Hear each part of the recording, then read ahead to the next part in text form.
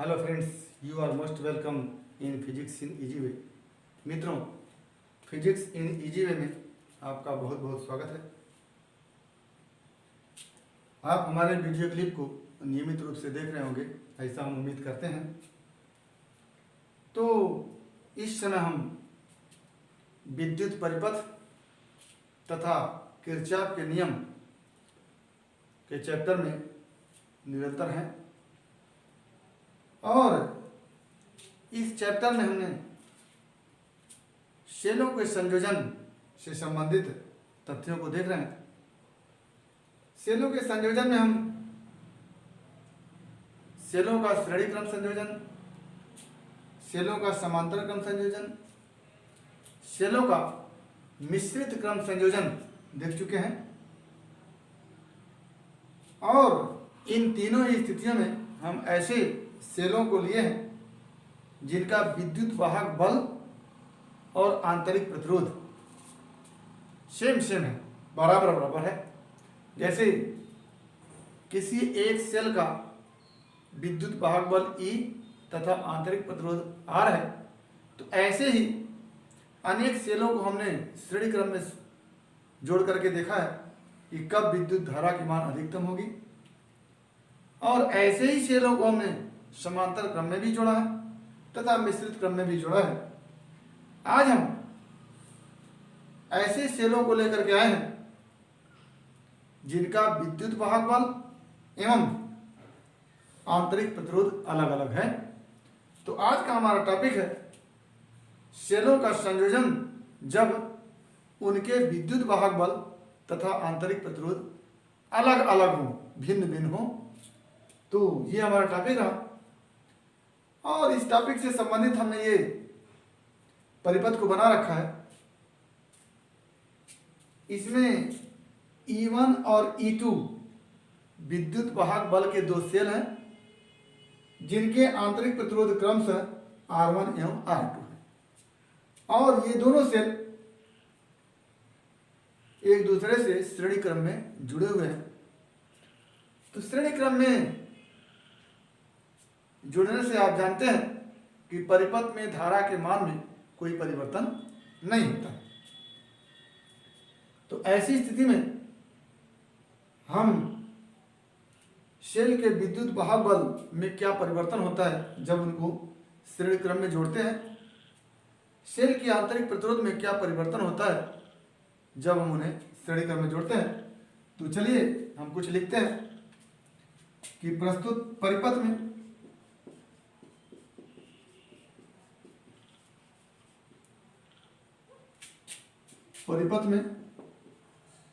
दो सेल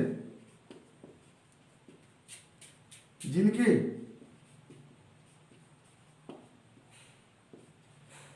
विद्युत वाहक बल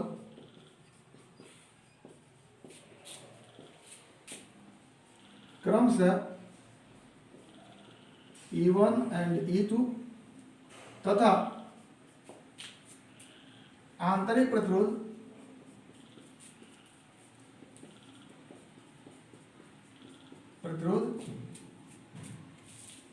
क्रमशः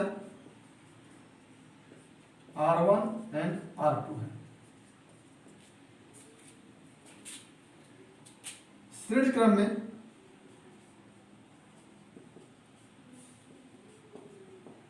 जुड़े हैं।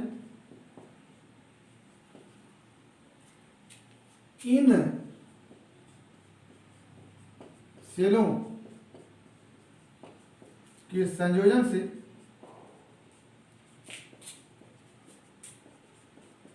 परिपथ में धारा I प्रवाहित हो रही है।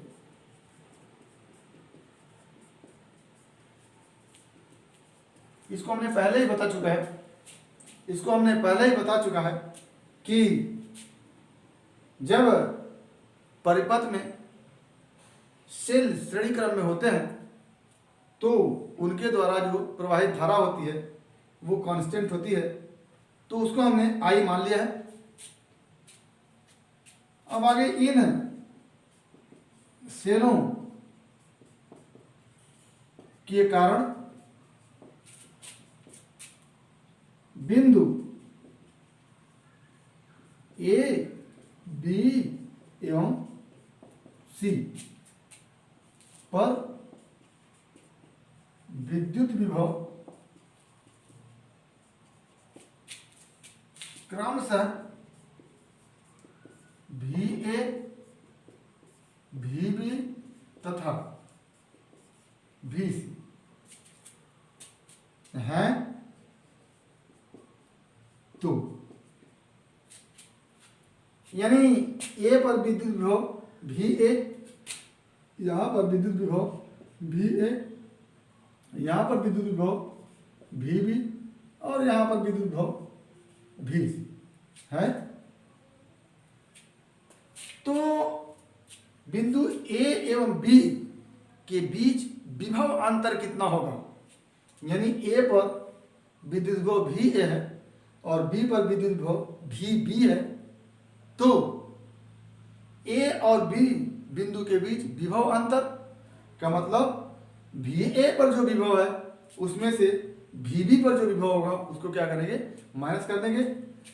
तो यदि बिंदु ए एवं बी के बीच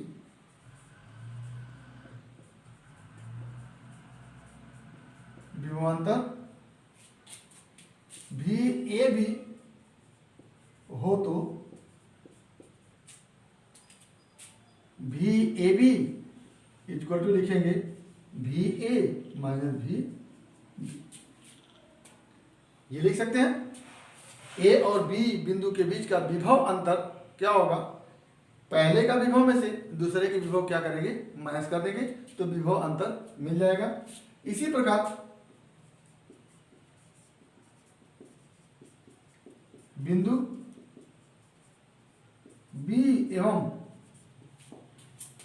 सी के बीच का विभवांतर भी बी सी हो तो क्या लिख सकते हैं? भी बी सी इक्वल टू भी बी माइनस भी सी। बी और सी बिंदु के बीच विभव का अंतर क्या होगा?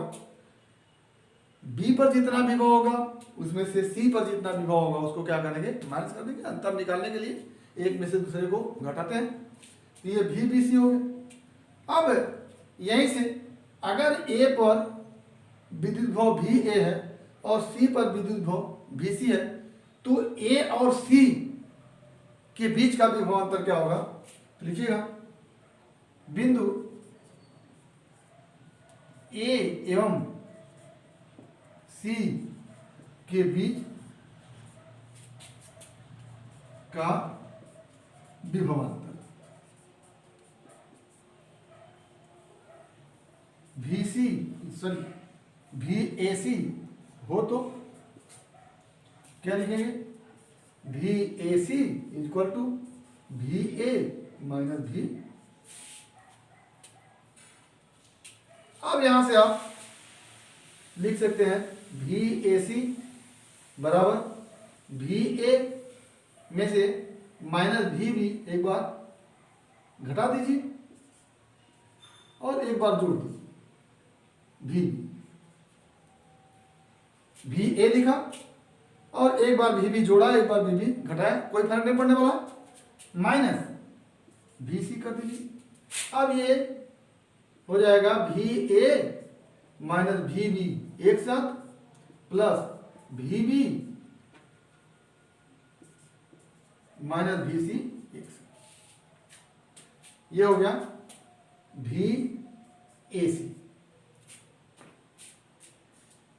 तो ये हमारा इतना आ गया। इसको हम एक समीकरण दे देते हैं। अब आगे देखिएगा, हम जानते हैं कि इस परिपथ में एक टर्मिनल पॉइंट ए और बी है और दूसरा टर्मिनल पॉइंट बी और सी है। तो इन दो बिंदुओं के बीच का टर्मिनल विभवांतर आप पढ़ चुके हैं। किसी सेल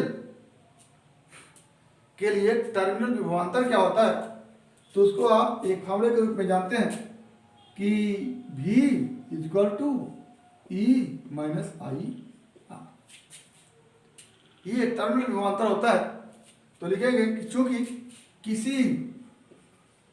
चूंकि एक सेल से जुड़े परिपथ के किन्हीं दो बिंदुओं के बीच विभवांतर टर्मिनल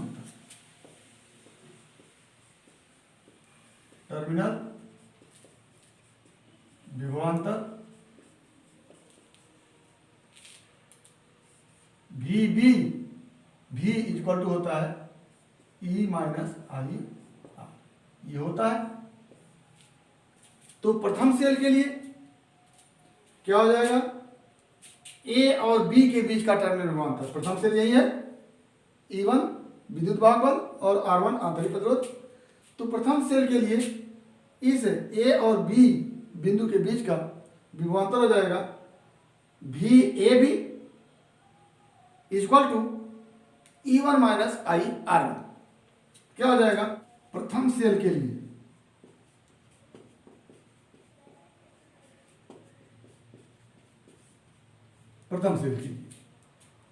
क्या हो जाएगा, प्रथम सेल इसको ले रहे हैं तो A और B बिंदु के बीच का टर्मिनल विभवांतर कहते हैं, उसको लिखते हैं VAB के लिए A एवं B के बीच का टर्मिनल विभवांतर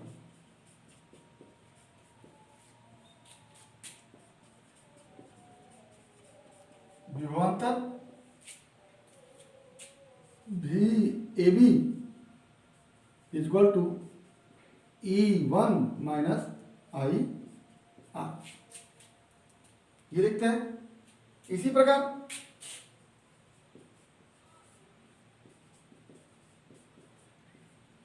VBC दूसरे सेल के लिए, B एवं C दूसरा सेल है, तो हो जाएगा E2 माइनस आई R2। और इन दोनों से अगर हम यहां निकालें तो VAC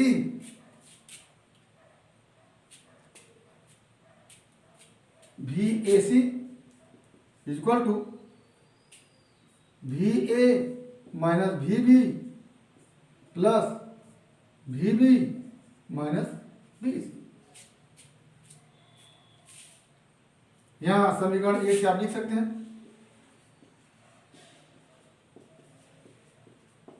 तो यही से हो जाएगा VAC equal to VA minus VB, क्या हो जाएगा VAB प्लस VBC, और VAB का मान ये है और VBC का मान ये है।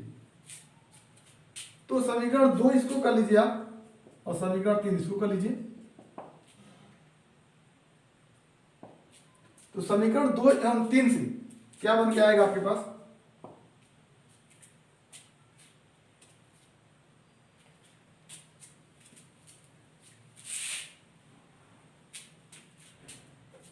समीकरण 2 एवं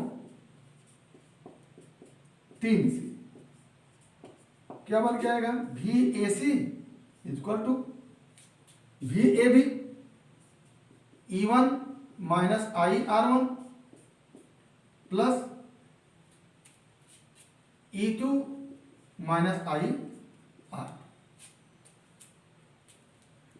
यहां से हो जाएगा VAC equal to E1 plus E2 एक साथ माइनस आई का मान R1 प्लस R2 एक साथ।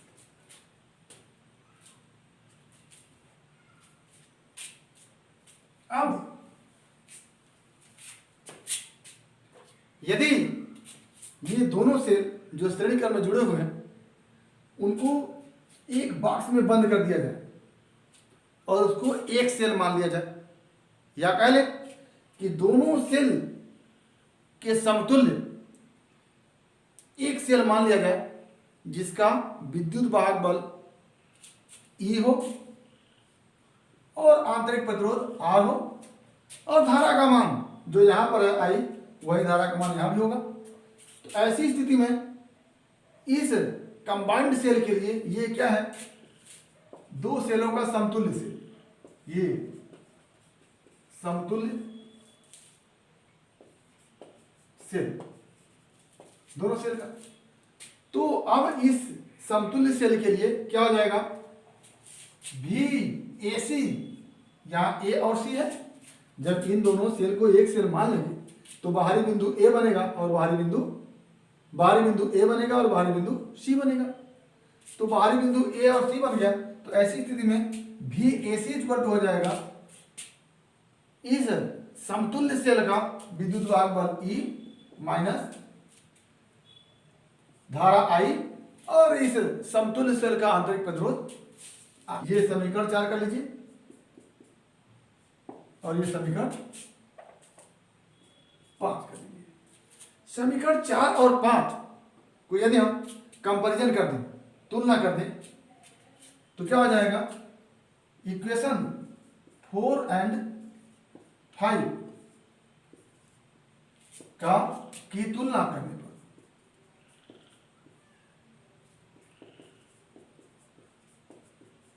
By comparing equation 4 and 5 we get, हम क्या प्राप्त करते हैं, भी ए सी की जगह तो भी ए सी है, लेकिन ई की जगह क्या है, E1 प्लस E2, तो that is E equal to E1 plus E2 and what is the replacement by R, R की जगह क्या हो जाएगा, ये R1 प्लस R2 हो जाएगा, तो हो जाएगा R equal to R1 plus R। इस तरह से यदि दो सेलों को श्रेणी क्रम में जोड़ते हैं तो उनका विद्युत वाहक बल दोनों सेलों के अलग अलग विद्युत वाहक बल के योग के बराबर हो जाएगा और उनका आंतरिक प्रतिरोध या समतुल्य आंतरिक प्रतिरोध दोनों सेलों के अलग अलग आंतरिक प्रतिरोध के योग के बराबर हो जाता है। तो इस तरह से हम लिखेंगे कि यदि दो सेल श्रेणी क्रम में जुड़े जा तो उनका समतुल्य विद्युत वाहक बल E उनके अलग अलग विद्युत वाहक बल E1 एवं E2 के योग के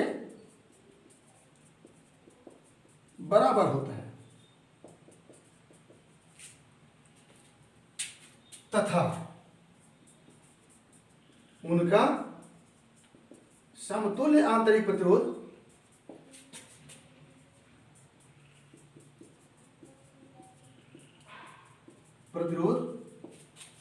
उनके अलग अलग प्रतिरोध के योग के बराबर होता है।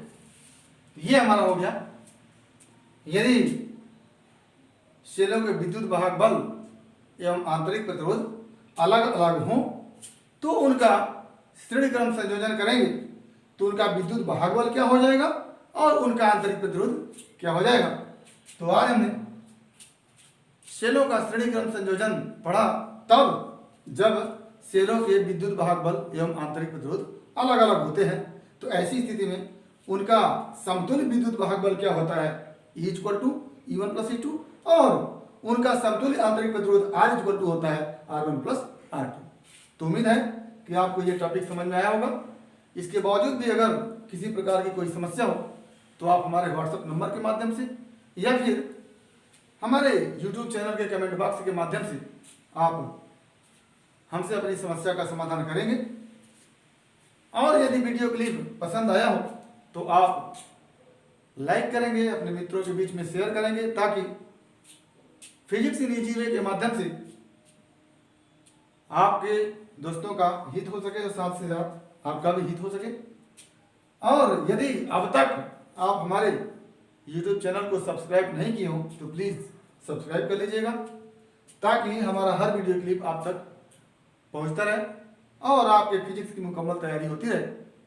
और साथ ही निवेदन है कि लाइक करिएगा, शेयर करिएगा, ताकि हमारा हौसला अफजाई होता रहे और हम इसी तरह से आप लोगों के बीच पूरी तन्मयता के साथ उपस्थित होते रहें और आपके फिजिक्स की मुकम्मल तैयारी में आपका सहयोग करते रहें। तो आज बस इतना ही। भविष्य के लिए आपको बेस्ट ऑफ लक। धन्यवाद।